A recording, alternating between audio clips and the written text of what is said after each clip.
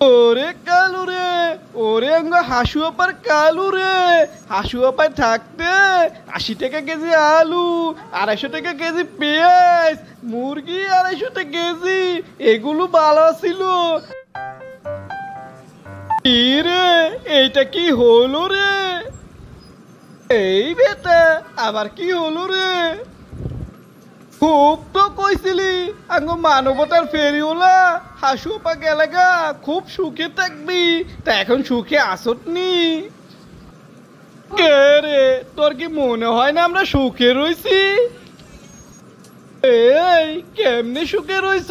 রাইতে ঠিক মতো ঘুমাইতে রস, বিদ্যুৎ থায় রে, দিনের বেলাও তাই না, রাইতের বেলাও তাই না। আঙ্গ হাসু আপার সময় বিদ্যুৎ যাইতো না, বুঝলে গেছিস রে?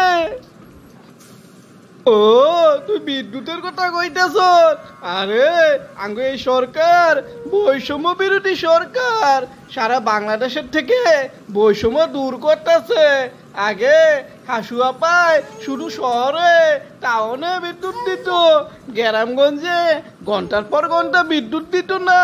কিন্তু আঙ্গ এই সরকার তা মাইনা নেয় নাই, সকলকে সমানভাবে লোডশেডিং দিতেছে। এই বেটা শুধু কি তাই, দেশের কোন দিক দিয়ে ভালো আছে রে? কোনো শান্তি নেই, শৃঙ্খলা নেই, আইন নেই, কানুন নেই।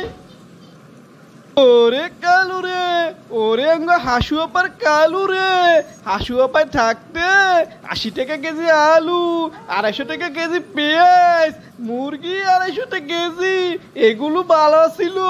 আর এখন সবকিছু সস্তা, কয়েকটা নেগেটিভ লইয়া পালাপালি করতেছস। ভালো হইলি না কালু তুই।